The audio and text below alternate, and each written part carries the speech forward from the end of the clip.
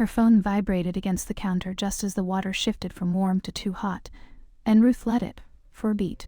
Let the buzz travel through the stone, through her wrists, through the quiet part of her chest that still flinched at being needed.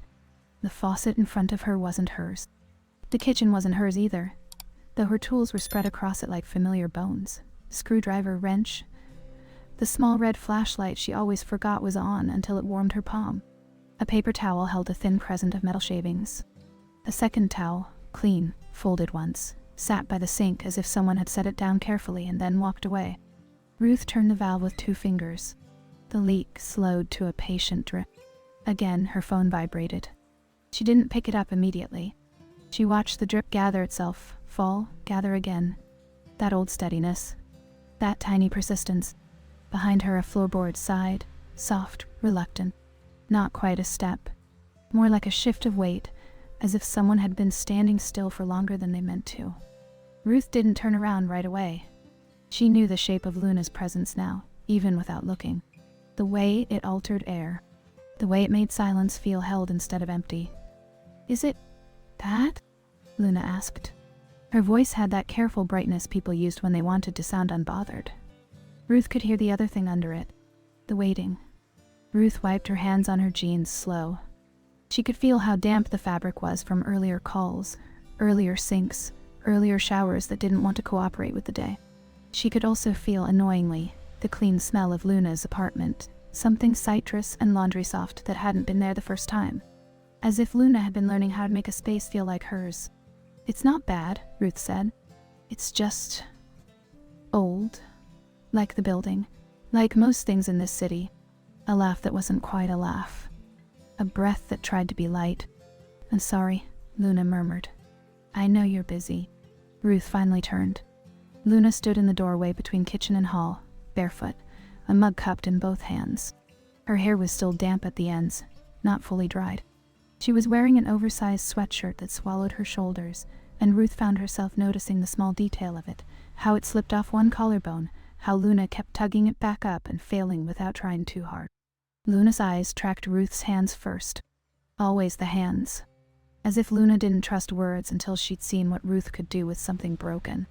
Ruth lifted the wrench slightly, a quiet show and tell. This pipe joint was loose. "It's tight now?" Luna's gaze rose. Stopped at Ruth's mouth. Stayed there too long, then flicked away like she'd been caught stealing. Ruth felt the familiar small tightening in her ribs.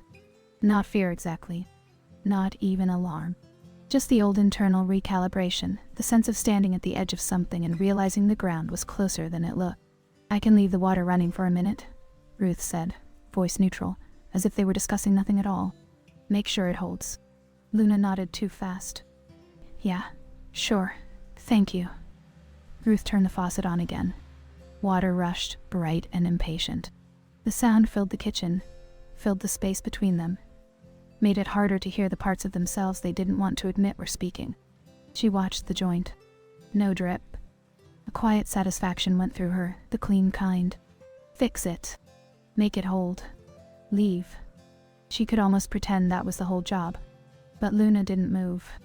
She stood there as if the doorway had decided to keep her. Ruth reached for her phone at last. The screen was lit with a name she hadn't changed in her contacts, not because she wanted it there, but because erasing it felt like admitting something would always have a place. Her ex-husband. A message. Nothing long. Just a line. "Where are you?" Ruth's thumb hovered. She didn't answer. She slid the phone face down on the counter as if that could quiet the old life. When she looked up, Luna was staring at the phone. Not nosy. Not invasive. Just aware. Curious in a way that wasn't curiosity. Like Luna could sense when a shadow crossed Ruth's interior. "It's okay," Luna said quickly, as if apologizing for seeing. "You don't have to." "I know," Ruth interrupted, softer than she meant to. Luna's mouth parted, then closed. She nodded, slow this time, like she was learning Ruth's boundaries by touch rather than instruction. The water kept running. Ruth let it. The pipe held. Still, she didn't turn it off. Sometimes, she thought, people needed a sound in the room so they didn't have to hear their own thoughts. Luna lifted the mug and took a sip. Her throat moved, small, vulnerable. The mug was too big for her hands. Or maybe her hands were still too young to look settled holding anything. "What is it like?" Luna asked, and then stopped. She glanced down at the mug as if it had said too much. "Never mind. It's none of mine." Ruth surprised herself by saying, "Ask." Luna's eyes snapped up. Ruth felt her own pulse, suddenly loud. No, not loud. Present. Like she'd been living half a step away from her body and had just returned. "What is it like?" Luna repeated, slower. "To be so capable." Ruth's first instinct was to make a joke. To shrug. To say, "It's just plumbing." Or, "It's just life." But the question landed somewhere more tender than that. Luna hadn't asked about pipes. She'd asked about the thing Ruth had become because she'd been forced to. Ruth leaned her hip against the counter. The chin-light caught her forearms, the pale lines where old scratches had healed. She could feel the subtle ache in her shoulders from carrying a water heater up 2 flights 2 days ago. She could feel the bruise on her shin from a cabinet edge. Capable. As if it were a gift. "It's not a personality," Ruth said carefully. "It's survival." Luna blinked. Her face softened, like her body had been bracing and didn't realize it could let go. Ruth exhaled. "I didn't get to be anything else for a while." The water sounded like rain inside the sink. Luna took another sip, slower. Because of him. It wasn't a question. Ruth's jaw tightened before she could stop it. She hated that her body still did that, reacted as if the past could reach out and touch her again. She reached for the faucet and turned it off. The sudden silence was intimate. Too intimate. "There were a lot of reasons," Ruth said. The words came out controlled. She didn't want pity. She didn't want the story to become something that belonged to someone else's imagination. Luna set the mug down on the counter, careful not to clink it. The gesture was small, but it shifted the room. Like she'd put down more than just ceramic. "I'm glad you're not there anymore," Luna said. Ruth's throat tightened. She didn't answer immediately, because gratitude and grief were too close in her body. She was glad, too. She was also furious that gladness had to come through that much damage. "You didn't know me then," Ruth finally said. Luna's eyes held steady. "I know. Not I didn't. Not I'm sorry. Just, I know." As if Luna understood what it meant to grieve a version of someone you never met. Ruth swallowed. She felt the old, looping thought rise again. The one that had been with her for years like a low-grade fever. If my body had done what it was supposed to do, would I have stayed? She hated that thought. She hated how it tried to rewrite everything as cause and effect, as if love could have been manufactured by a womb, as if a child would have been a lock on a cage, and she would have called it devotion. Her stomach tightened. She pressed her palm to the counter, grounding herself in the cool surface. Stone. Real. Luna watched her, and Ruth saw the way Luna's gaze snagged on Ruth's hand, then moved up her arm, then returned to Ruth's face like she'd been trying to find permission. "You look tired," Luna said, and there was something tender in it that made Ruth's chest ache. Ruth almost lied. She almost said, "I'm fine." Instead, she said, "I am." A pause. Then Luna's voice, softer. "Do you want coffee? I can make it. I mean, if you have time." Ruth glanced toward her open tool bag on the floor. The wrench still on the counter. Her schedule in her head. 2 more calls today. A broken showerhead in Logan Square. A ceiling fan in Hyde Park. A life built on being in motion so she didn't have to feel the still parts. But she was already here. The pipe was fixed. The world hadn't ended because she'd stayed an extra minute. "Coffee is fine," Ruth said. Luna's shoulders dropped, the way someone's do when they've been holding their breath without noticing. She moved past Ruth toward the small coffee maker by the window.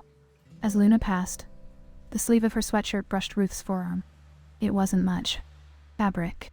Warmth. A simple contact. Ruth's body reacted anyway, an involuntary shiver low in her spine, like a wire had been touched. She kept her face neutral, but her fingers curled once against the counter, a reflex. Luna didn't seem to notice. Or maybe she did, and chose not to. She filled the coffee maker with water, her movements slightly clumsy, as if she didn't want to appear too practiced at serving someone. The cabinet door squeaked. She winced and closed it more gently, like the apartment could be soothed. Ruth watched, quiet. She watched the way Luna's hair stuck to the back of her neck in damp curls. She watched the soft line of Luna's calf as she reached up on her toes for the coffee scoop. She watched, and a separate part of her watched herself watching, unsettled by how quickly desire could become a kind of attention. No, not desire. Not exactly. Recognition. Ruth's mind tried to categorize it the way she categorized problems: leak, joint, seal, fix. But this wasn't a leak. This was an opening. She shifted her weight, felt the ache in her feet from work boots she hadn't taken off yet. The boots looked wrong in Luna's kitchen, like an intrusion, like proof of where Ruth came from, like proof she could leave. Luna turned, holding the coffee scoop. "Do you take sugar?" Ruth blinked, caught. "No." Luna nodded. She poured the grounds, tapped the scoop against the filter. The sound was small, domestic. It did something to Ruth, made her imagine staying long enough to hear it again. Made her imagine the repetition of it. The ordinary intimacy of knowing how someone likes their coffee. The machine gurgled, began its slow work. Luna leaned against the counter opposite Ruth, close enough that the space between them felt charged, but not close enough to be obvious. Ruth didn't move. Luna's eyes moved over Ruth again, and this time Ruth didn't pretend not to see it. "You're really tall," Luna said suddenly, and the line was almost playful, but her voice dipped at the end. Like it wasn't only about height. Ruth let out a short breath that could have been a laugh. "You noticed." Luna's cheeks colored. Hard not to. Ruth felt heat in her face, unexpected and unhelpful.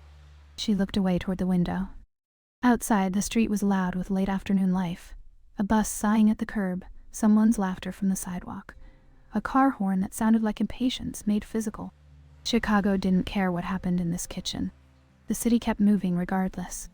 That was part of its cruelty and part of its comfort.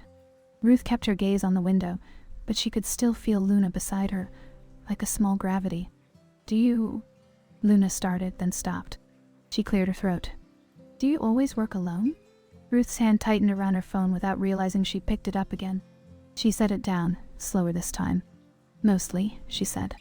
"I mean," Luna continued, careful again, "doesn't it get lonely?"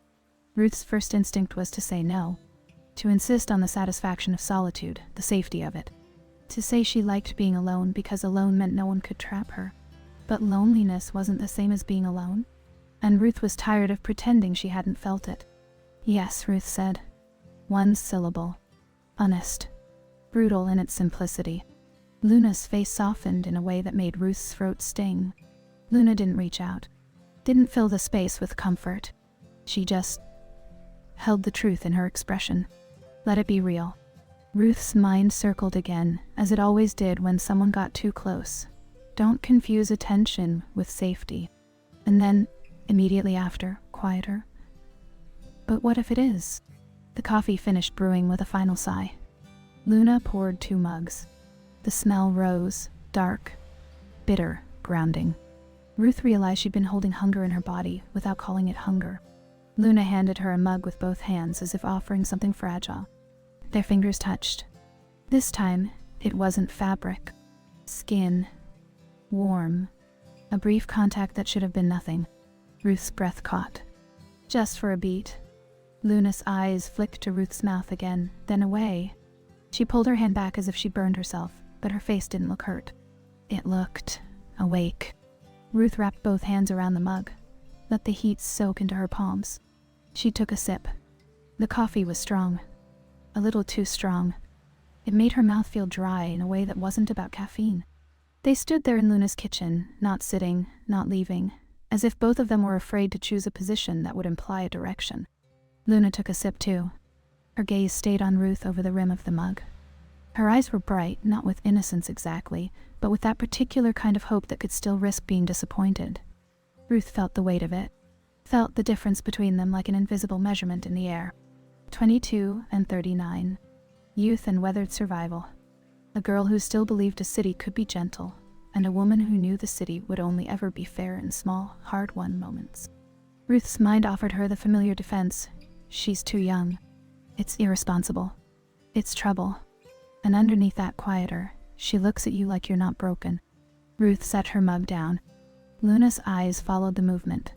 Her gaze dropped to Ruth's wrist where a faint scar ran along the tendon, then rose again. "You could teach me?" Luna said. Ruth frowned slightly. "Teach you what?" Luna's mouth curved, almost shy. "How to fix things." Ruth's chest tightened. A laugh rose and didn't leave. "You don't need me for that," Ruth said. Luna's eyes held. "I know." The words landed. Not dramatic, not pleading, just honest. "I know. I don't need you. I want you." Ruth's body responded before her brain could. A warmth low in her abdomen, a tightening in her thighs. Her skin felt suddenly too aware of itself. She swallowed. Luna's gaze didn't move. She didn't push. She didn't close the distance. She just stood there, letting the want exist without demanding it be answered. That restraint, on someone so young, made Ruth's breath feel shallow. Ruth turned her head slightly, as if looking away would make the sensation ease. It didn't. She thought of her ex-husband's voice, years ago, telling her what she couldn't do, where she couldn't go, what she couldn't wear. She thought of her own body becoming a battleground, desired and punished at the same time. She thought of the way men had always felt like obligation, like weight. And then she thought of Luna's fingers brushing hers just now. The absence of threat. The presence of choice. Ruth's throat tightened again. Not with fear. With something closer to grief. The grief of realizing she'd lived so long without this kind of gentleness that it felt foreign. Outside, someone shouted, and the sound faded. A siren moved through the distance like a thread pulled taut and then released. Luna set her mug down too. The ceramic touched the counter with a soft tap. Then she tucked a strand of hair behind her ear. An unconscious gesture that exposed her neck. Ruth's gaze went there before she could stop it. The skin looked soft, warm, real. Ruth's hands clenched once at her sides, a contained reaction. She forced her eyes back to Luna's face. Luna's mouth parted slightly, as if she'd felt Ruth's gaze-like touch. Neither of them spoke. The silence stretched. It wasn't empty. It was full of unsaid things. Full of the way Ruth's body leaned forward by a fraction, then stopped. Full of Luna's stillness, the way she didn't fill the space with words because she seemed to understand that words might break it. Ruth thought, absurdly, of the drip she'd fixed, of how a leak could look small until it had ruined everything under the surface. Desire was like that, she thought. Quiet until it wasn't. Ruth forced herself to breathe, slow. Luna's voice came, barely more than air. "Are you okay?" Ruth heard the care in it. The lack of demand. The invitation to be honest. "I don't know," Ruth said.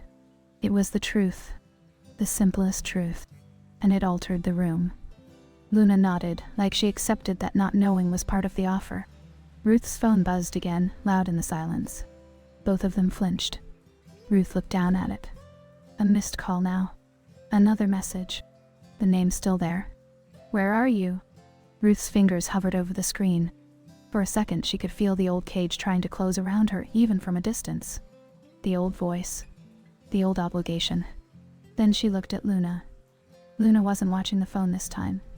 She was watching Ruth. Waiting not for an answer to the message, but for an answer to something deeper. Ruth turned the phone off. Not airplane mode. Off.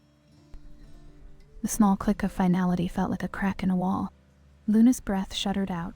Not relief exactly. More like recognition. Ruth picked up her tool bag and began to close it, slowly, not because she needed to, but because she needed her hands to do something. The zipper rasped. The sound felt intimate too. Everything felt intimate now. Luna watched her pack up. "How much do I owe you?" Ruth's mouth tightened. Business. The world intruding. The rules returning. "You don't," Ruth said. Luna's brows lifted. "What?" Ruth kept her gaze on the bag.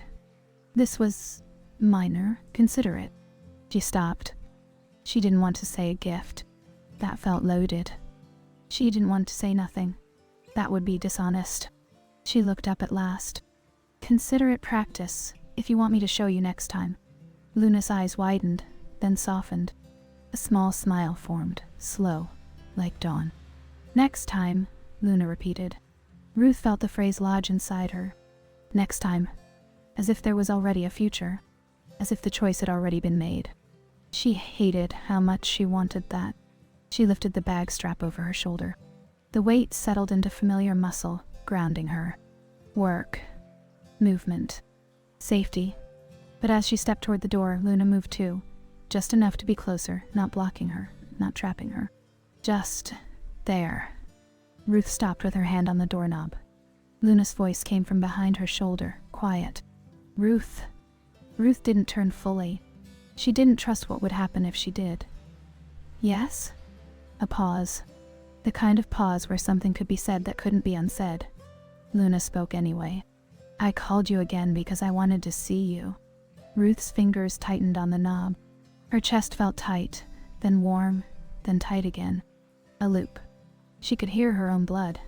She could feel the pull of the hallway, the pull of leaving, the pull of continuing her life exactly as it was. And she could feel, just as strongly, the pull of staying, of turning around, of letting herself be seen, of letting this young woman's fire touch the parts of her that had been ash for years. Ruth closed her eyes for a beat. In the dark behind her lids, the old thought returned. Changed, but familiar. What if my body was never meant to be a mother? But meant to be this, to build, to hold, to choose. She opened her eyes. She didn't turn around. Not yet. But she didn't open the door either. I know, Ruth said, voice rougher than she wanted. I knew. Silence. Then Luna, so softly Ruth almost didn't hear it. And? Ruth's throat tightened. Her body felt heavy and light at once. The world outside the apartment continued. Voices in the hall. A door down the corridor closing. The elevator groaning somewhere. The city breathing through the walls. Life, indifferent and constant. Ruth stayed still, hand on the knob, as if the smallest movement would decide everything. And in that stillness, one feeling kept returning, repeating with slight shifts, settling deeper each time. It's been so long since she wanted anything that wasn't safe.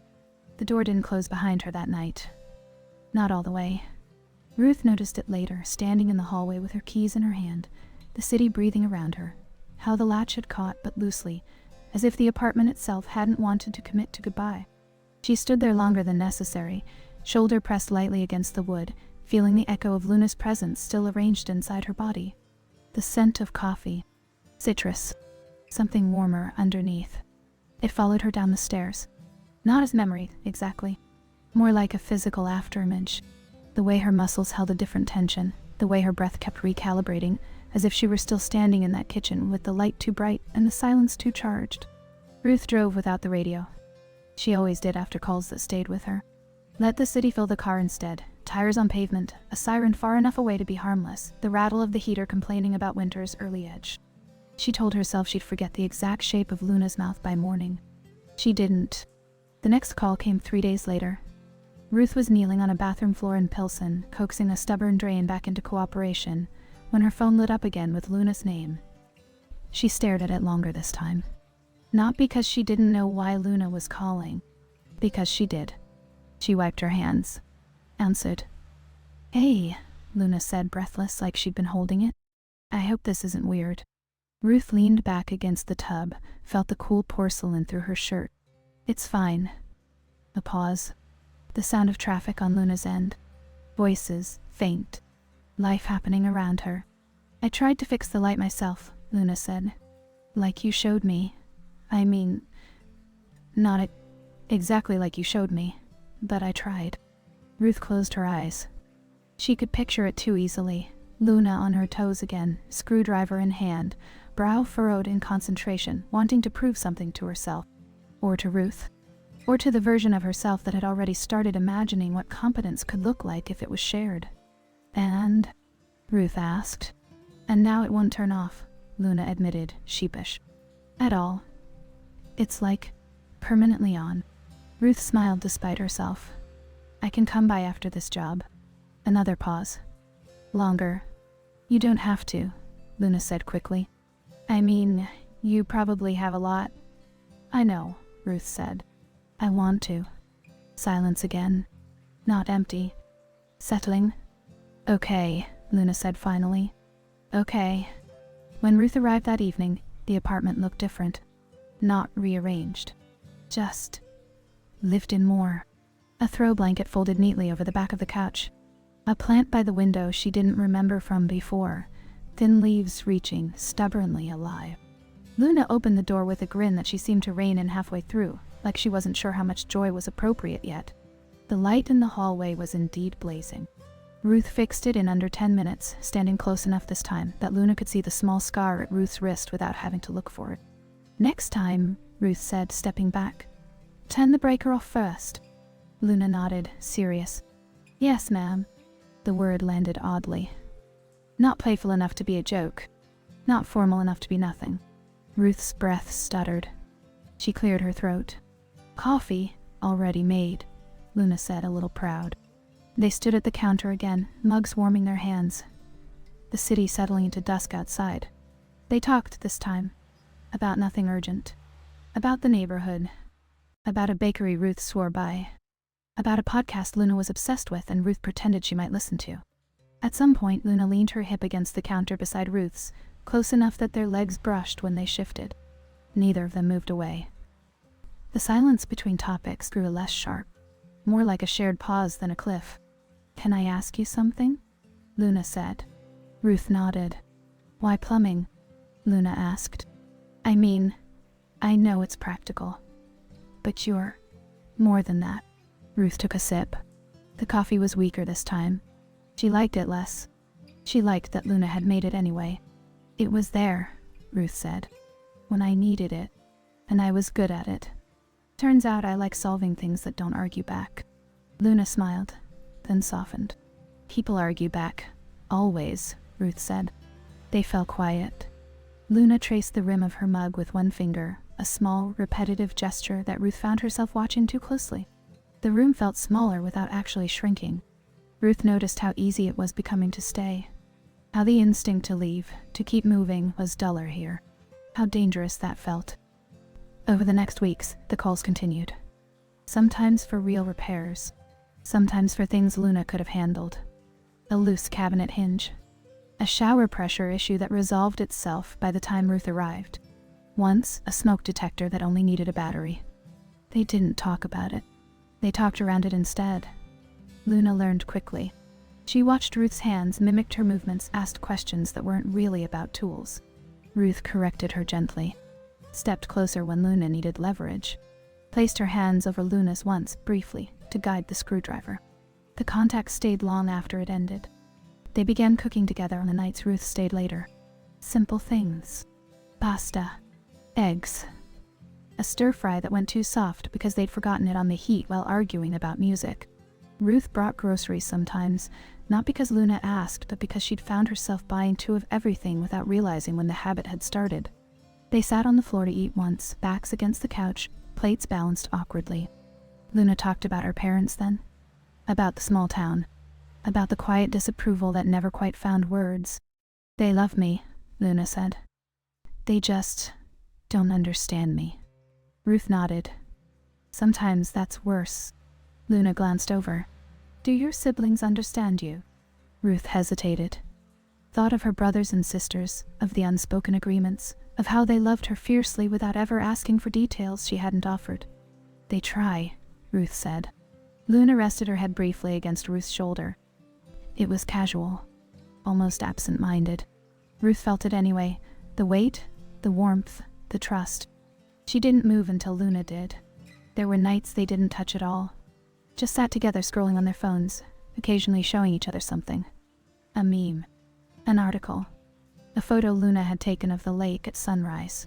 Those nights felt just as intimate. Ruth noticed how Luna began to mirror her rhythms. Slower mornings when Ruth stayed over. Quieter music.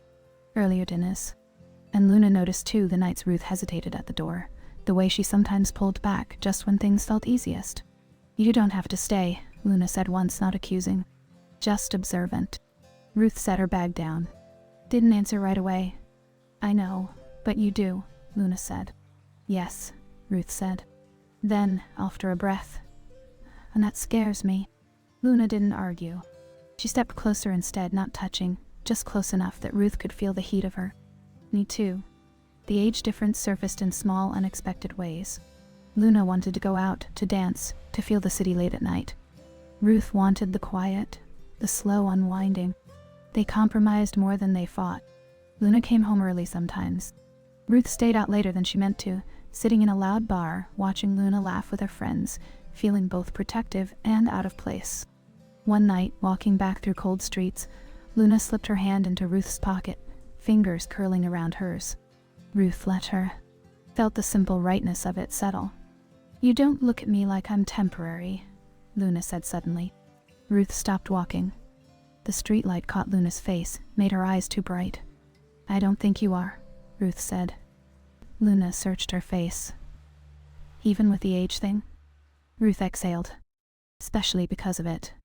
They stood there, breath fogging, the city indifferent. Ruth felt the old looping thought rise again. What if this is just another way to lose myself? And right behind it, the quieter counterpoint. What if this is how I finally choose myself? They didn't kiss.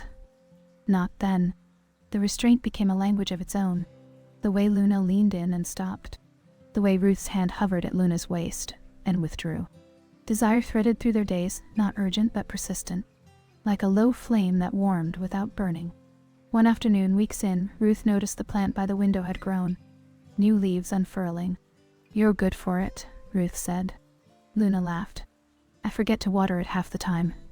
"Still," Ruth said. "It's thriving." Luna followed her gaze, then looked back at Ruth with something like wonder. "Are we?" Ruth didn't answer. Not because she didn't know. Because knowing felt like crossing a line she wasn't ready to name. She reached out instead, adjusted a leaf that had curled awkwardly, her fingers brushing Luna's wrist in the process. Luna's breath caught. Ruth felt it, felt the echo of it in her own chest. They stood there close, the question hanging, the answer hovering just out of reach. Outside, the city moved on. Inside, something continued to take root. Ruth told herself she wouldn't think about it. Not in the morning, when the light came in thin and wintry through her own blinds and made the dust look like it had purpose. Not when she laced her boots and felt the familiar pull in her calves, that clean ache that meant work was waiting and her body still belonged to her. Not when she stopped at the corner shop for a coffee she didn't really want, because what she wanted was quieter and more dangerous than caffeine. She told herself she wouldn't think about Luna, but the day had already started inside her in the wrong key, a low hum beneath everything else, like a note that kept repeating even when she changed the song. It was her birthday. 40. The number sat in her chest the way a small stone might, weighty, not unbearable, just there, reminding. Ruth hadn't planned to do anything about it. She'd told her siblings she was fine. She'd told her friends she had work. She'd told herself it was just a day. She was too old for rituals, too practical for longing, too scarred for tenderness to feel uncomplicated. Still, she'd bought a bottle of wine the night before, almost absently, like her hands had decided she deserved something. She'd put it in the fridge. She'd woken up and seen it there and felt a brief flicker of something like grief. 40. No child. No husband. No one waiting with a cake. And then, just as quickly, another flicker. Hotter, more alive. Luna. Ruth went through the day anyway. Work calls. A drain. A faulty outlet. The usual small salvations. She moved through other people's apartments as if she were a quiet force, leaving order behind her, leaving nothing of herself except the brief shape of competence. Women thanked her with relief. Men barely looked at her. They'd offered her a sticker. She put it on her phone case. By late afternoon, Ruth's shoulders were tight, and her hands smelled faintly of metal, no matter how much she washed them. She drove home with the heater too high, the windows fogging at the edges. The city looked gray and indifferent. Chicago in winter was honest about its moods. She took a shower, let the hot water run longer than necessary, stood under it and tried to let her body become only a body again. Not a tool, not a shield, not something measured by other people's expectations. Steam filled the small bathroom, made the mirror useless. She dressed in soft clothes, sat on her couch, poured a glass of wine, told herself, this is enough. She didn't turn on the TV. Silence felt more accurate.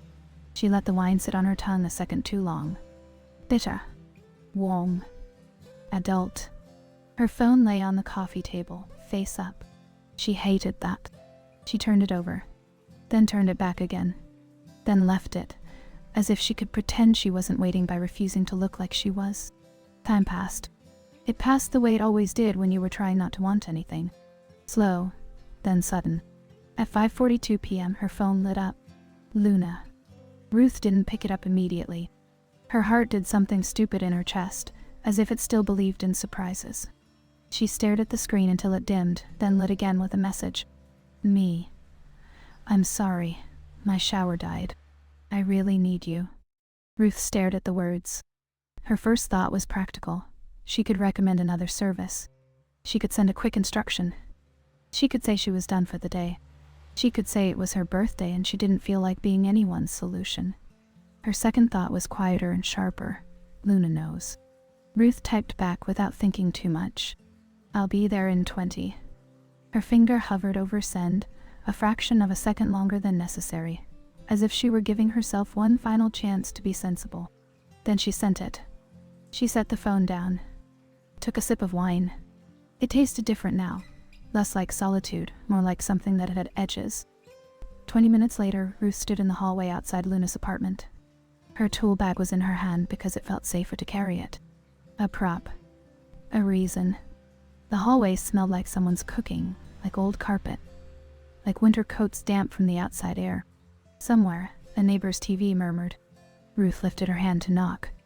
Before her knuckles could touch wood, she noticed the small note taped to the door. Come in. Her stomach tightened. Ruth stared at the note for a long moment, as if it might change if she waited long enough. Her pulse moved in her throat. She heard her own breath, suddenly loud in her ears. A part of her wanted to turn around. Leave. Claim she'd knocked and no one answered. Go and finish the bottle alone. Another part of her, older, tired of cages, pressed her hand to the doorknob. It turned. The apartment was dimmer than usual. Only a few lamps on. A line of warm light spilled from the bedroom hallway. Ruth stepped inside and shut the door gently behind her, as if closing it too hard might break whatever was waiting. The air hit her first. Perfume. Sweet and rich, but not cloying. Something like vanilla and fruit and a trace of spice. It filled the room with intention. Ruth swallowed. She set her tool bag down near the entry out of habit, then immediately regretted it. Now her hands were empty. She took a step forward. Luna, she called. No answer. Her boots sounded too loud on the wood floor. The apartment looked staged. Not fake. Just prepared. The couch had been cleared. The throw blanket folded. The plant by the window watered, leaves glossy. The kitchen counter wiped clean. Ruth's chest tightened with the awareness. This isn't about a shower. She moved down the short hall, each step slow, like her body was trying to pace her mind. The bedroom door was half open, and warm light leaked through the crack. Ruth reached it and pushed gently. Luna was on the edge of the bed. Her hair was down, brushed smooth, falling around her shoulders like something deliberate. The dress she wore clung to her in a way that made Ruth's brain stutter. Dark fabric, soft sheen, the kind of dress you wore when you wanted to be looked at. Luna's bare legs were crossed at the knee, and her foot bounced once before she stilled it, as if her body had been too honest for a second. She looked up at Ruth. Ruth felt it like a physical impact, like her lungs forgot their job. Luna's eyes were bright but steady. Her mouth curved, small, knowing. She didn't look nervous exactly. She looked lit from the inside. Ruth stood in the doorway, suddenly aware of everything about herself. The work-worn boots, the plain sweater, the faint smell of metal still in her skin. She looked like she belonged to a different life than this bedroom. And yet Luna's gaze made her feel chosen. You said your shower died, Ruth managed. Luna's smile deepened. It did. Ruth's eyes flicked toward the bathroom door. You want me to? No, Luna said, gentle. Then she stood.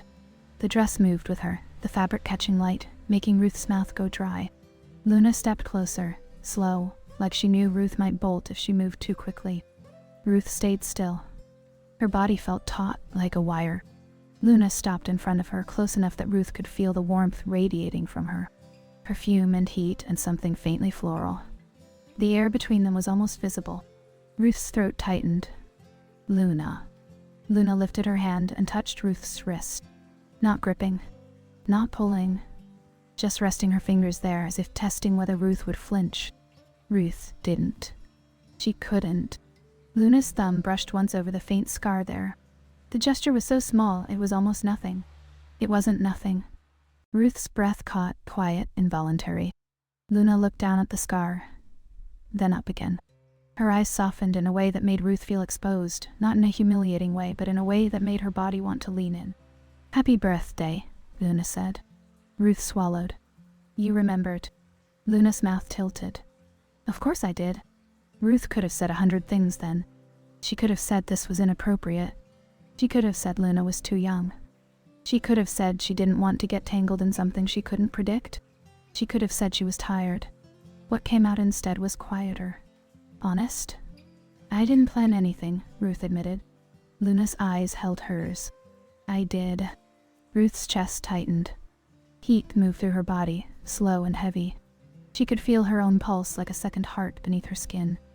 Luna's fingers slid from Ruth's wrist to her hand, threading gently between Ruth's fingers.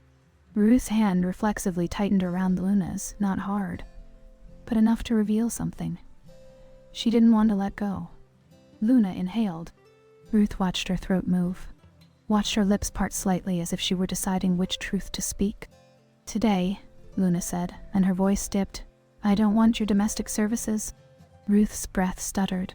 Luna stepped closer. Their bodies were almost touching. Almost. "I want you," Luna said. The words landed like a match. Ruth's body reacted before her mind could put up its old defenses. Heat low in her abdomen, a tightening in her thighs, a sudden awareness of the space between their hips, their chests. Ruth's jaw tightened, not with anger, but with containment. She was afraid of what would happen if she didn't hold herself carefully. Luna lifted her other hand, slow, giving Ruth every chance to refuse, and touched Ruth's cheek. Ruth froze. Not because she didn't want it. Because she did. Too much. Luna's palm was warm. Her fingers curved lightly along Ruth's jaw, not forcing her to turn, just holding the possibility of closeness. Ruth's eyes fluttered shut for a second. When she opened them, Luna was watching her like she was watching for consent in every breath. Ruth swallowed. Her voice came out rough. "Luna." Luna didn't move her hand. She didn't rush. She waited. Ruth's hands, those hands that fixed things, that carried weight, that had held herself together, lifted slowly and settled at Luna's waist. The dress fabric was smooth beneath her fingers, almost slippery. Luna's waist was warm, alive. Ruth's thumbs pressed lightly, as if confirming Luna was real. Luna inhaled sharply. Ruth felt it. Felt how Luna's body responded to being held. Ruth's own breath came slower, heavier. She could smell the perfume and something underneath it. Clean skin, heat, the faint salt of living. She leaned forward. Not fast. Not greedy. Just inevitable. Their mouths met. It wasn't explosive. It wasn't frantic. It was exact. Luna's lips were soft and warm, and Ruth felt herself soften in response, felt something in her chest unclench as if it had been bracing for years. Luna kissed her with intention, but not force. A slow pressure, then a slight retreat, then a return, testing, listening. Ruth's hands tightened at Luna's waist. Her body shivered, low and unmistakable. The kiss deepened by degrees, by small agreements.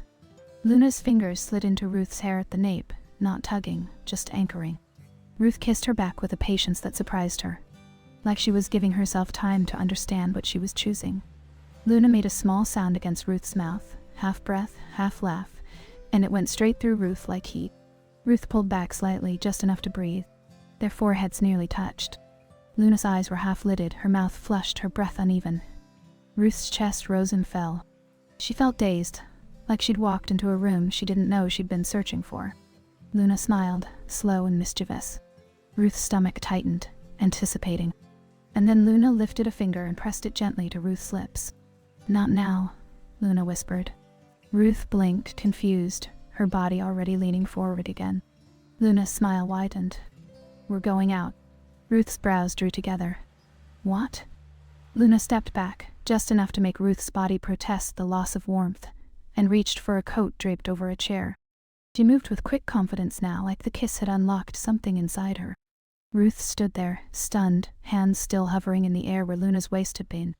Luna turned back. "You thought I'd keep you in my bedroom all night?" Ruth's throat went dry. She didn't trust her voice.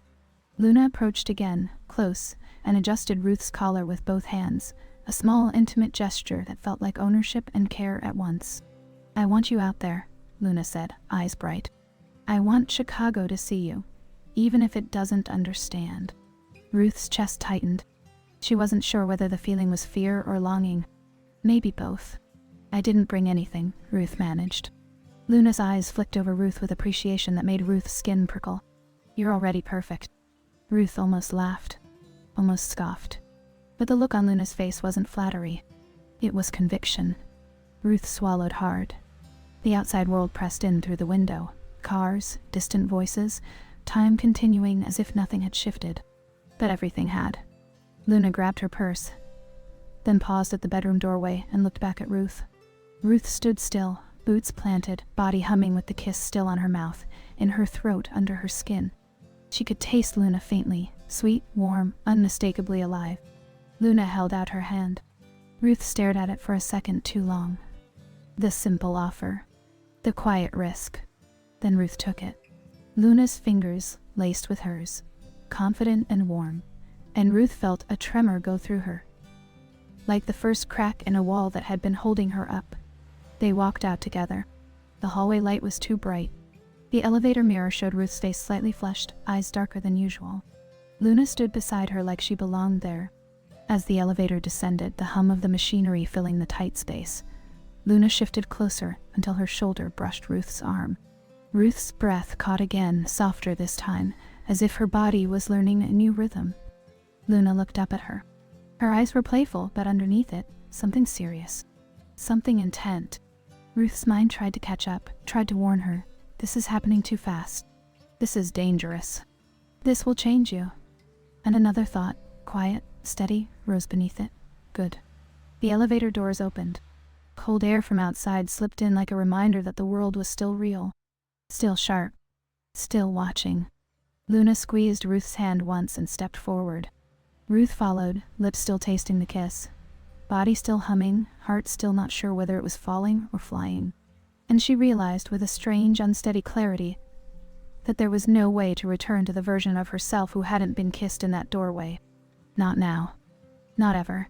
Morning didn't arrive like a clean new thing. It arrived in slats.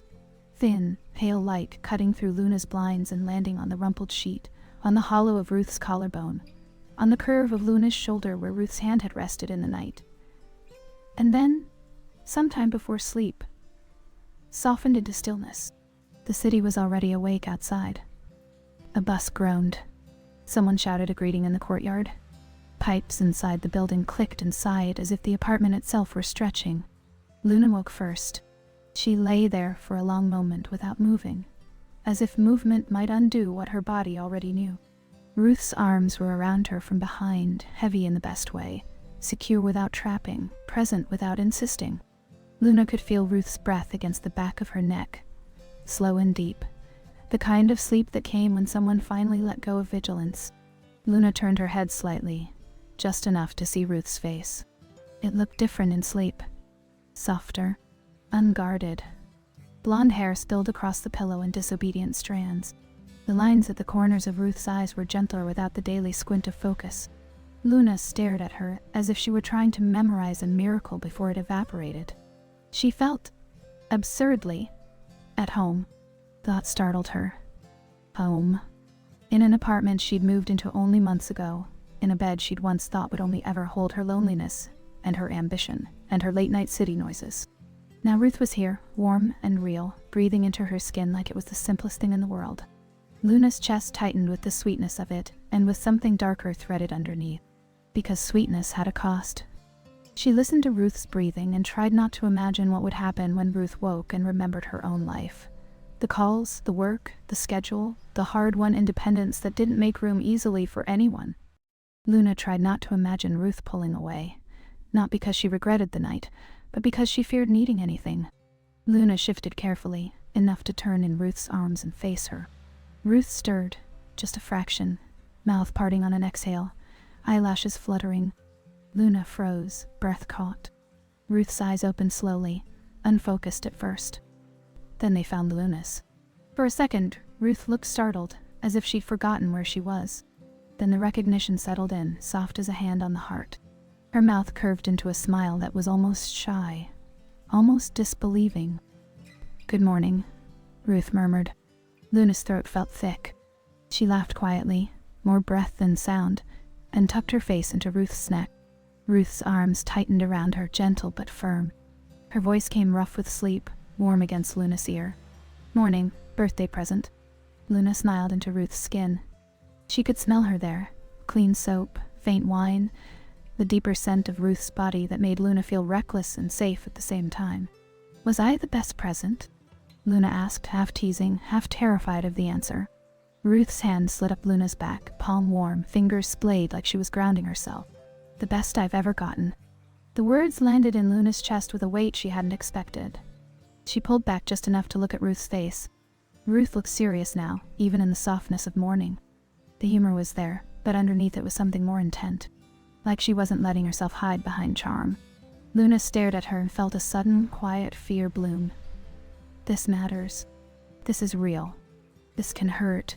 Ruth's thumb brushed Luna's cheekbone. "Hey." Luna swallowed. "Hey." They stayed like that a long time, talking without rushing. Conversation moved like morning light, slow, drifting, touching everything gently. Luna spoke about her small town, about the way her mother asked careful questions that sounded like concern but felt like a test. Ruth spoke about her siblings, the way she'd been the oldest and had learned to carry everyone before she ever learned to carry herself. Ruth spoke about the marriage without giving it too much space, just enough truth to make it real. A cage. Jealousy disguised as love. Financial control dressed up as protection. Luna listened, throat tight, wanting to reach back through time and yank Ruth out of it, wanting to do something impossible and satisfying. Ruth watched her face. "Don't," she said quietly. Luna blinked. "Don't what? Don't make that look," Ruth murmured. "Like you want to save me." Luna's cheeks warmed. "I..." Ruth shook her head slightly. Her palm stayed on Luna's cheek, steady. "You don't have to save me. I already did that." The words should have made Luna feel relieved. Instead, they made her feel small and young and suddenly aware of the gap between 22 and 40, not in numbers, but in live time. In scars? In the way Ruth had learned to survive. Luna's voice came quieter. "I know. I hate that you had to." Ruth's eyes softened. "Me, too." They lay there longer than they should have, the outside world continuing without them. Ruth didn't check her phone. Luna didn't get up to make breakfast right away. They existed in a pocket of time where nothing asked them to be anything else. Eventually, they did the ordinary things. Luna made coffee. Ruth stood behind her at the counter, bare feet on the cold floor, arms loosely around Luna's waist. Not gripping, not claiming, just present. Luna could feel Ruth's breath against her hair. Every time Ruth shifted, Luna felt it in her own body like an echo. They ate toast at the small kitchen table. Ruth fixed the loose chair leg that had wobbled for weeks, tightening it with a coin because there wasn't a screwdriver nearby, and because Ruth's hands were never truly off duty. Luna watched her do it, equal parts fond and frustrated. "You can stop working," Luna said soft. Ruth looked up. "I'm not working." Luna huffed a laugh. "You're fixing my chair with a quarter." Ruth's mouth curved. "Exactly." Luna wanted to argue. She didn't. She watched Ruth's hands instead, the way they moved with quiet certainty, and felt a warm ache settle in her belly. It wasn't only attraction. It was admiration. It was hunger for competence, for steadiness, for the sense that something could be made solid. When Ruth left that morning, it wasn't abrupt. It wasn't a clean break. They stood by the door for a long moment, shoes on, coats half worn, as if both of them were waiting for the other to name what this was now. Ruth's tool bag sat by her feet like a reminder of who she was outside this apartment. Luna's fingers hovered at Ruth's wrist and then settled there, light.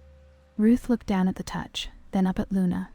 "Text me when you get home," Luna said, and hated how it sounded like something she'd heard other couples say. Hated how it revealed need. Ruth's eyes held hers. "I will." Ruth hesitated, then leaned in and kissed Luna's cheek, slow, deliberate, more intimate than a mouth-to-mouth kiss could have been in that moment. Luna closed her eyes, felt it like a brand.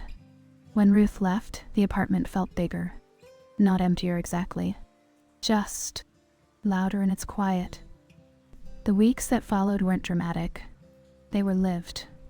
Ruth came over after work, sometimes too tired to do anything but sit. Luna learned how to read Ruth's exhaustion without taking it personally. Learned the difference between Ruth's silence and her distance. Sometimes Ruth would drop onto Luna's couch and stare at the wall for a while, as if she had to re-enter her own body after a day of solving everyone else's problems. Luna would sit beside her, not demanding conversation. Just there. Sometimes she'd rest her foot against Ruth's calf, a small anchor. Ruth would exhale, slow, like the contact let her come back. They cooked together, simple meals, repetition with slight variation. Luna oversalted pasta twice, and Ruth teased her without cruelty. Ruth made eggs the way she liked them, and Luna watched her, learning the rhythm. Crack, whisk, heat, patience. Ruth washed dishes while Luna dried, shoulder to shoulder, the domesticity of it both soothing and alarming. Sometimes they danced in the living room with music low, not performative. Just moving together. Ruth's hands would settle at Luna's waist, and Luna would tilt her head back against Ruth's shoulder. The closeness would build quietly until both of them grew still, breathing heavier, and then, always, one of them would step away as if obeying an invisible rule. Restraint became their language. It made the air between them thick. It also protected them from the question neither wanted to answer yet. What happens when wanting becomes a plan? Luna brought Ruth into her world slowly. Friends first. A small dinner party in a tiny apartment where everyone pretended not to notice the age gap, and then, halfway through, forgot to pretend because Ruth made them laugh. Luna watched it happen with an odd, fierce pride. Ruth in the room, comfortable enough to take up space. Ruth letting herself be seen without armor. Ruth brought Luna into hers too, cautiously. A Sunday afternoon with her siblings where Luna sat on the floor with the youngest and helped him build a ridiculous tower out of cardboard boxes. Ruth's sister watched them with a soft expression that made Ruth look away quickly, as if she wasn't ready to be witnessed in tenderness. On the drive back, Ruth was quiet for a long time. Luna didn't push. Finally, Ruth said, voice low, "He would have hated you." Luna's stomach tightened. "Your ex?" Ruth nodded. Her hands gripped the steering wheel a little too hard. "Not because of you. Because you make me look happy." Luna's throat tightened. She stared out the window at the city sliding by, lights beginning to turn on in windows like small private worlds. "Do you feel happy?" Luna asked, too quiet. Ruth's answer came after a long pause. "I feel awake." The words stayed with Luna for days. Awake. As if Ruth had been asleep in her own life, and Luna had touched a part of her that hadn't been used in years. Luna loved hearing it. She also feared what it meant. Because being awake meant feeling everything. It meant the possibility of pain wasn't theoretical. Their differences surfaced the way weather did, gradual until suddenly undeniable. Luna wanted nights out sometimes, wanted to feel the city glitter and pulse. She wanted to dance until her legs ached for the pleasure of it. She wanted to come home late, breathless, cheeks flushed, to pull Ruth into bed with laughter still on her tongue. Ruth wanted quiet. Wanted the relief of soft lamps, warm food, a book left open. After long days of hauling and fixing, Ruth wanted to be held without being required to perform youth. At first, they navigated it gently. Luna went out with friends and came home early, slipping into bed beside Ruth with careful movements so she wouldn't wake her. Ruth would stir anyway, half asleep, arm reaching for Luna automatically, like a reflex that had learned her shape. Luna would freeze, heart tight, and then Ruth's hand would settle at her waist and Luna would breathe again. Other times Ruth would push herself to go out, to stand in loud bars with Luna's friends, to smile and pretend her back didn't ache. Luna would watch Ruth's jaw tighten at the noise, would see her eyes drift toward the door, and guilt would coil in Luna's stomach like a snake. "You don't have to do this," Luna said once outside a club, cold air slicing their faces. Ruth looked at her. "I'm doing it because you want it." Luna's chest tightened. "But do you?" Ruth didn't answer right away. Her breath made fog. Her eyes looked older in the streetlight, not in a cruel way, but in a way that reminded Luna. Ruth has lived through things you haven't even imagined yet. I want you, Ruth said quietly. I'm still figuring out what I want around that. The honesty was a relief. It was also a warning. The real fracture came on an ordinary night. They were in Luna's kitchen, cooking something simple, rice and vegetables, nothing special. Ruth stood at the stove, moving slowly, clearly tired. Luna was perched on the counter, swinging one bare foot, talking too fast about a work opportunity, about a possible promotion, about traveling for conferences, about the future that still felt like it belonged to her. Ruth listened, nodded, stirred. Luna kept talking because Ruth's quiet felt like permission. And then, Luna said, maybe I could move to a different place, somewhere closer to the lake. Or, she smiled, bright, excited, or maybe we could, together. Ruth's hand stilled on the spoon. The pause was small, barely visible, but Luna felt it like a door closing halfway. Ruth kept her back turned, staring into the pan as if the food had suddenly become very complicated. We're already together, she said carefully. Luna's smile faltered. I know. I mean, like officially. Like living together. A real plan. Ruth's shoulders tensed. Luna could see it, the way her body braced when the future pressed too close. Ruth set the spoon down. Too gently. The silence thickened. Luna's chest tightened. What? Ruth exhaled, slow. Nothing. No, Luna said, voice sharpening despite her. Not nothing. You went quiet. You do that. Ruth turned then, and her eyes were not angry. They were guarded. Tired. Full of something that looked like fear trying to be polite. I'm 40, Ruth said. Luna blinked, caught off guard by the bluntness. Okay. Ruth's jaw tightened. I don't want to pretend it doesn't matter. Luna's stomach dropped. I'm not pretending. Ruth looked away as if looking at Luna too long would make her say something she couldn't take back. You're making plans like life is endless. Luna slid off the counter. Her feet hit the floor too hard. Because it is. Because it can be. Because... She stopped, breath shaking. Because I want you in it. Ruth's eyes flicked back. Something soft moved there. Something painful. And I want you, Ruth said quietly. But wanting isn't the same as... As what? Luna's voice rose. She hated it. Hated herself for sounding young and needy and raw. As taking me seriously? Ruth flinched. A real flinch, like the words had struck somewhere old. Luna swallowed, but the fear was already boiling. The fear Ruth had been careful not to feed, and Luna had been careful not to reveal. Sometimes, Luna said, voice trembling, I feel like you're keeping me in a separate box. Like I'm something you visit. Like I'm... temporary. Ruth's face tightened. Her hands curled into fists at her sides, then relaxed again with visible effort. That's not fair, Ruth said. Luna laughed once, sharp and wounded. Isn't it? You never talk about the future. You never say what we are. You never. Ruth stepped forward abruptly, then stopped herself, as if she didn't trust what her body wanted to do. Her voice came harsher than Luna had heard it before. Do you know what I'm risking? Luna's eyes stung.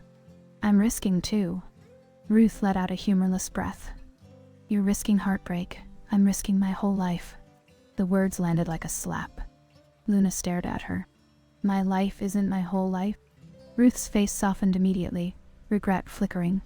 That's not what I meant, but it's what you said, Luna whispered. Silence. The rice on the stove began to smell slightly scorched.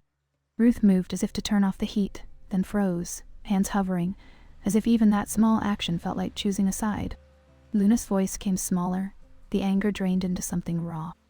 Do you even believe this can last? Ruth's throat moved. She looked at Luna like she was looking at a cliff edge. I don't know, Ruth said. The honesty. Again. The brutality of it. Luna's vision blurred. She blinked fast, refusing to let tears turn her into a caricature of youth. Still, her voice cracked. Sometimes I feel like you don't take me seriously. Like I'm just a beautiful mistake you're letting yourself have. Ruth's face went still. Hurt flashed there, real, deep. And behind it, fear. No, Ruth said, voice low. No, don't do that. Luna's hands trembled. She wrapped her arms around herself without realizing. Then tell me what I am to you. Ruth's mouth opened, closed. She looked away. She looked trapped in her own throat. Luna's chest tightened with something close to panic. See? Ruth's voice came rough. I'm trying. Luna shook her head, tears slipping now despite her. I can't live in trying forever. Ruth stared at her as if Luna had spoken a language Ruth was still learning. The silence stretched until it became unbearable. Luna turned and walked to the bedroom. Not dramatically. Not slamming doors. Just leaving the room with the slow certainty of someone who needed to protect herself from hoping too hard. She shut the bedroom door softly behind her. Ruth stayed in the kitchen. Hours passed the way they always did after a fight. Too slow, then suddenly gone. Ruth turned off the stove eventually. She ate nothing. She sat on the couch with her hands clasped so tightly her knuckles ached. She stared at the plant by the window, at the new leaves unfurling, and felt a kind of sick irony. Growth looked easy when you weren't inside it. She thought of the word awake. She felt awake now. Painfully. She thought of her old life, of how she'd survived by not needing anyone. Of how freedom had meant solitude, and solitude had meant safety. Of how quickly Luna had made safety feel like starvation. She thought of Luna behind that bedroom door. Eyes red, chest tight, young and brave enough to ask for what she wanted. Ruth's stomach twisted. She waited because she didn't want to intrude. Because she didn't want to be the person who forced her way through a boundary. Because she didn't want to become anyone's cage. But waiting felt like abandonment. Finally, Ruth stood. Her legs felt heavy, like her body didn't want to carry her into another risk. She walked down the hall. Stopped in front of the bedroom door. She lifted her hand. Let it hover. Her heart hammered. She knocked once softly. No answer. Ruth swallowed. Her voice came quiet, careful. Luna. Silence. Ruth closed her eyes for a beat, letting herself feel the weight of it. Letting the fear be what it was. Fear of losing independence. Fear of trusting. Fear of being hurt. Fear of hurting someone else. And underneath it, the truer thing. Fear of how much she wanted to stay. She knocked again, slightly firmer. Please. The door didn't open. Ruth pressed her forehead briefly to the wood, feeling its coolness against her skin. She exhaled shakily. Then she spoke, voice low, raw, with no armor left to hide behind. I want to risk it, Ruth said. A pause. The kind of pause that felt like the whole apartment was listening. Ruth continued, words coming slower now, each one chosen. With you, I don't know how to do this perfectly. I don't know how to promise without being terrified.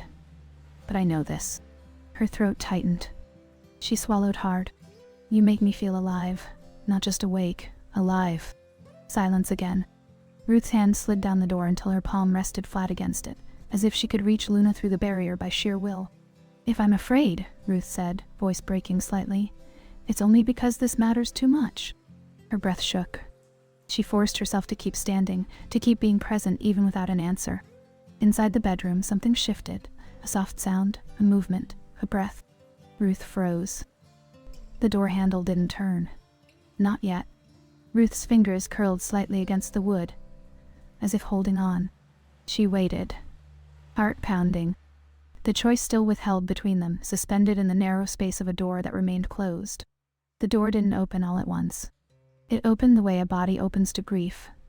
Slowly, reluctantly, with a careful hand on the latch, as if the smallest movement might fracture something that still felt tender. Ruth felt the change before she saw it. The shift of air, the loosening of silence, the soft creak of hinges that sounded too loud in the narrow hall. Luna stood there in the gap, eyes red-rimmed, face scrubbed raw by tears she hadn't wanted. Her hair was pulled up, messy, as if she'd done it to keep from touching her own face. She didn't look dramatic. She looked emptied out in the way people do when they've been brave for too long. Ruth's hand dropped from the wood and hovered in the space between them, not reaching, not demanding. Her heart hammered so hard she could feel it in her fingertips.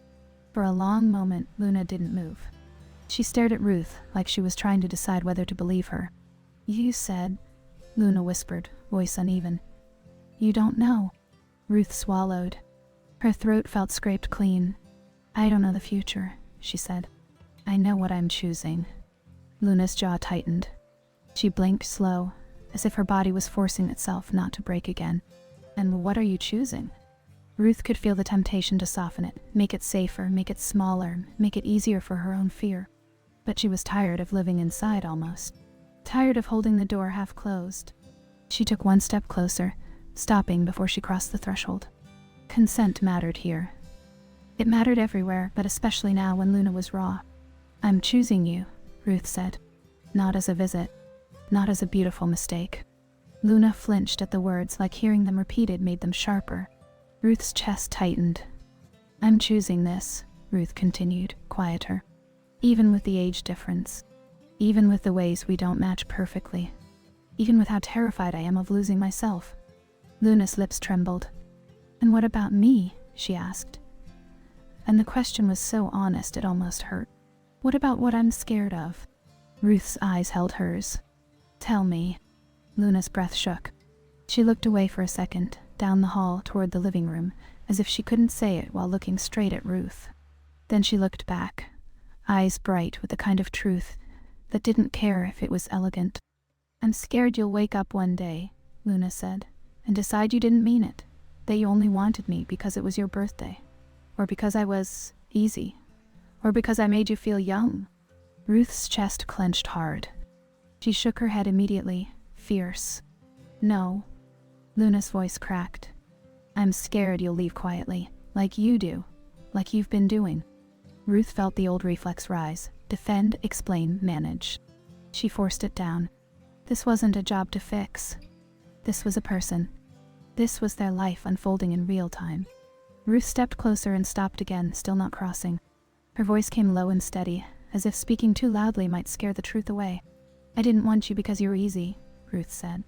You're not easy. You're... She stopped. Recalibrated. You make me honest. You make me present. That's not easy for me. Luna stared at her, tears gathering again. Ruth's own eyes burned. I didn't want you because you made me feel young, Ruth said. I wanted you because you made me feel alive. And because you looked at me like I wasn't ruined. Like I was still allowed to want things. Luna's mouth parted, breath catching. The hallway felt too small for what they were holding between them. Ruth finally crossed the threshold. Slow, visible. Luna didn't step back. She stayed. She let Ruth come closer. Ruth lifted her hands and paused, palms open, offering rather than taking. Can I? Luna nodded once. Barely. Ruth cupped Luna's face gently, thumbs brushing the wetness under her eyes. The skin there was warm. Real. Luna leaned into the touch like she'd been starving for it. Ruth felt herself tremble, just slightly, at how much it mattered that Luna stayed. I can't promise you'll never be afraid, Ruth whispered. But I can promise you I'll stop using fear as an excuse to keep you outside my life. Luna's eyes squeezed shut. A small sound escaped her, half sob, half relief. Ruth pulled her in slowly, and Luna went willingly, arms wrapping around Ruth's waist with a force that surprised them both. Ruth held her the way she held heavy things when she didn't want to drop them. Not crushing, not claiming, just committed. They stood like that for a long time, the hallway cold under their bare feet, the apartment quiet except for the faint city noise seeping through the walls. The world didn't pause. A neighbor's shower turned on. Someone laughed down the corridor. The building continued being a building. Ruth felt Luna's breath settle against her chest. When Luna finally pulled back, she didn't look calmer. She looked clearer. You're asking me to trust you, Luna said. Ruth nodded. Yes. Luna swallowed. And you're trusting me too. Ruth's mouth tightened. That's the part that scares me most. Luna's fingers slid up Ruth's forearms, tracing muscle, scars, the lived map of work and survival. Her touch was careful, reverent, like she understood what Ruth's body had carried. I don't want to take your independence, Luna said quietly. I don't want to become another cage. Ruth's throat tightened. The words landed in her deepest fear and soothed it at the same time. I know, Ruth said. But I also don't want independence to be the only thing I know how to keep. Luna looked at her for a long moment, as if weighing the cost of believing. Then she nodded slow. Hey, she whispered. One small word. A door opening further. They didn't kiss right away. They didn't rush into the bedroom to seal it with heat. They moved back into the living room, sat on the couch as if they were learning again how to be in the same space after rupture. Ruth kept her arm along the back of the couch, not touching Luna at first. Luna sat with her knees tucked up, hands clasped around them, eyes fixed on the plant by the window like it could offer instructions. Time passed. Ruth reached for Luna's hand and rested it in her own. Simple. Quiet. Luna let her. They breathed together until the room stopped feeling like a battlefield. "I'm sorry," Ruth said finally. Luna's eyes flicked over. "For what?" Ruth's jaw tightened.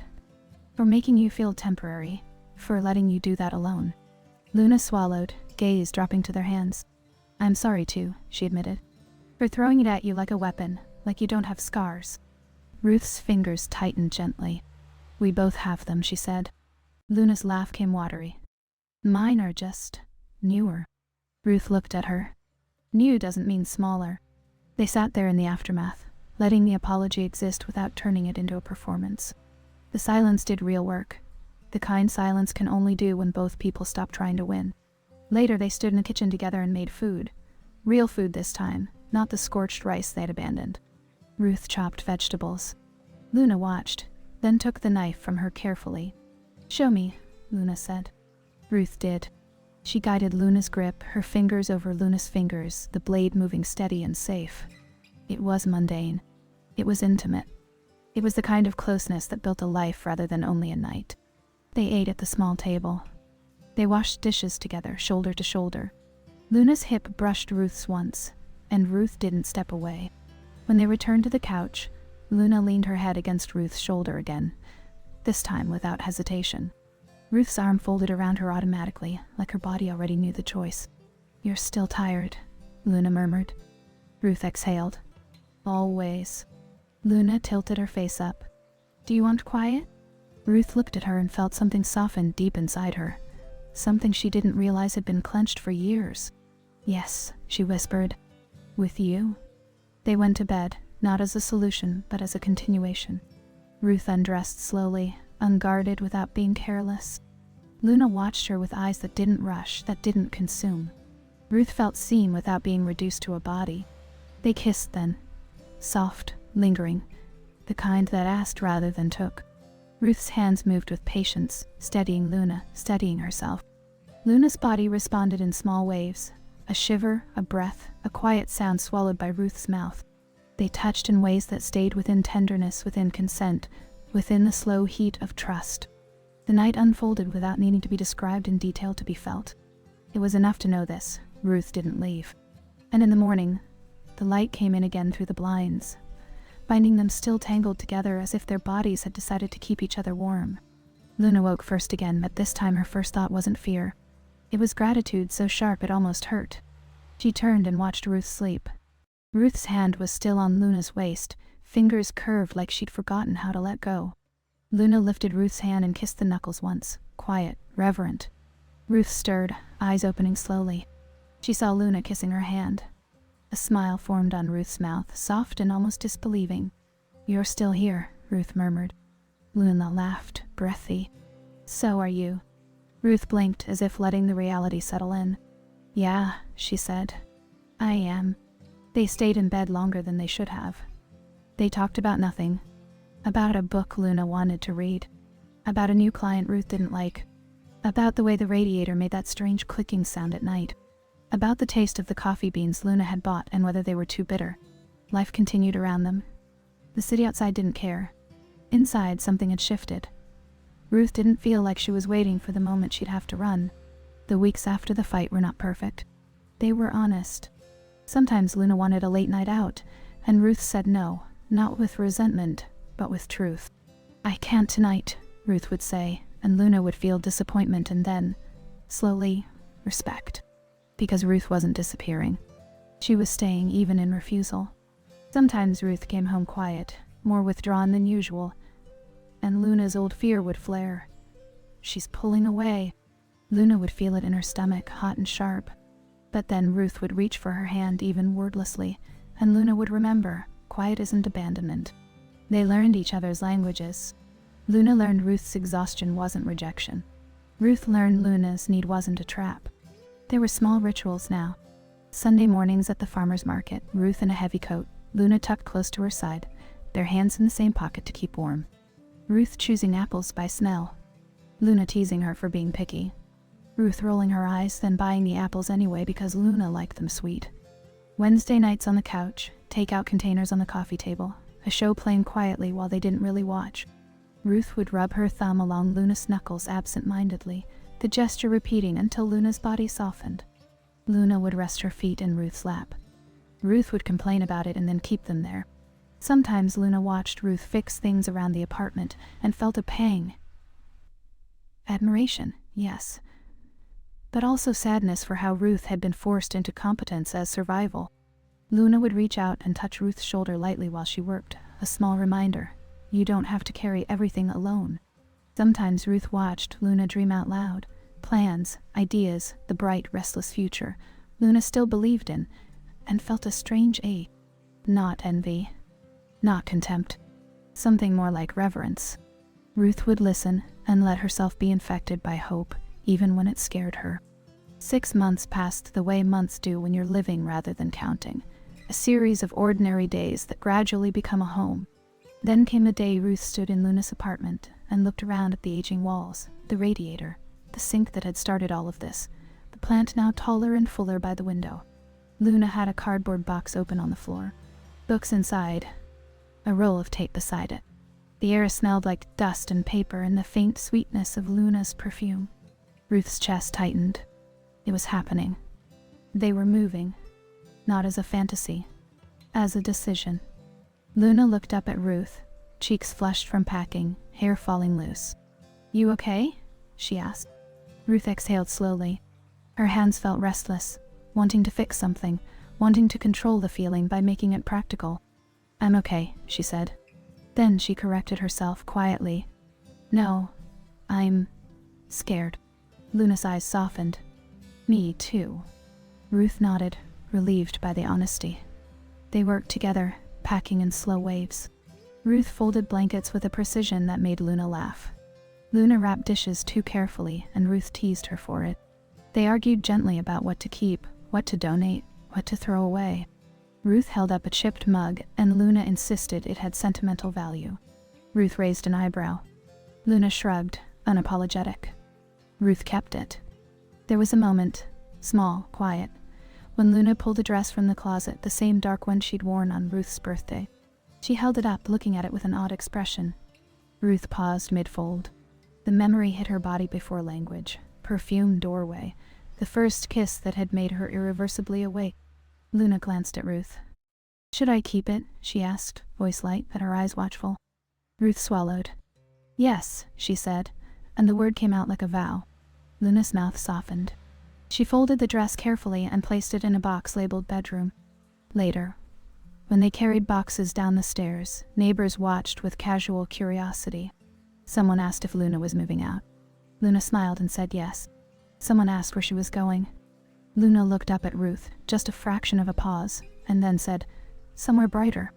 Ruth felt the words land like warmth. The new place wasn't luxurious. It was simply better. More light. Higher ceilings. A living room that didn't feel like a hallway. A kitchen with enough space for 2 bodies to move without constantly brushing and apologizing. And still, when they stepped inside for the first time with their keys, Ruth felt her chest tighten with the weight of it. This is real. This is not a visit. Luna dropped her bag and spun once in the empty living room, arms out, laughing. The sound bounced off the walls like a blessing. Ruth watched her and felt something in her chest loosen. Luna looked young, yes. But more than that, she looked fearless in a way Ruth had forgotten was possible. They spent the first night surrounded by boxes. The air smelled like cardboard and dust. The floor was cold. They ate takeout on the floor again, backs against the wall, the repetition of that earlier intimacy now carrying a deeper meaning. Luna leaned her head on Ruth's shoulder. We did it, she whispered. Ruth's throat tightened. We did, she said. Later, they made the bed, new sheets, Luna insisting on some ridiculous expensive fabric, because we deserve softness, and Ruth pretending to complain while secretly loving it.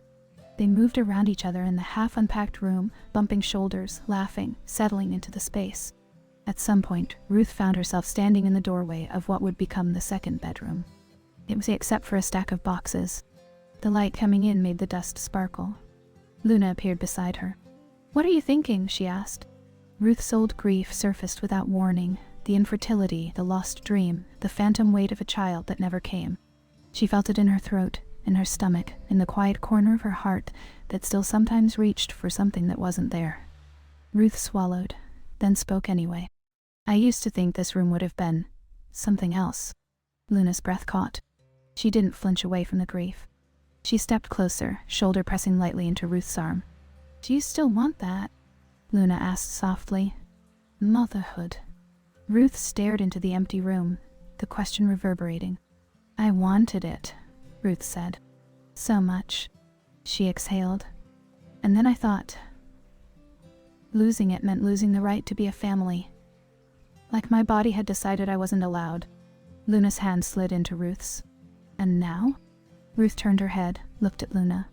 Luna's eyes were steady, wide with empathy, not pity. Ruth felt herself tremble, just slightly. "Now I think," Ruth said, voice low, "maybe family is something you build, not something your body gives you permission for." Luna's eyes filled with tears. She smiled through them. "Yeah," she whispered. "Yeah."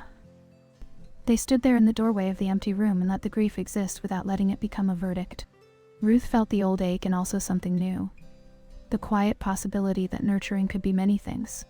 That love could grow roots in unexpected soil. Later that night, surrounded by half-unpacked life, Luna asked Ruth the question she'd asked in the sinuous space between boxes and promises. "You don't regret it?" Luna said, voice small. "Moving in. Us." Ruth pulled Luna into her arms, forehead resting against hers. She looked into Luna's eyes. "So young, yes, but not naive. Bright, but not shallow. Alive. I regret, every year," Ruth whispered, "that I spent believing I couldn't start over." She swallowed. "But you, us." "Not for a second." Luna smiled. That smile that had first undone Ruth in a kitchen over a fake repair request. "Then let's make every second count," Luna murmured. Ruth felt her chest tighten, not with fear this time, but with something steadier. Choice. Not perfect certainty. Not a guarantee. A choice made consciously, again and again, in the mundane moments where love actually lived. Ruth kissed Luna's forehead, slow, then her cheek. Then gently, her mouth, an unhurried kiss that tasted of home and dust and the strange sweetness of building something real.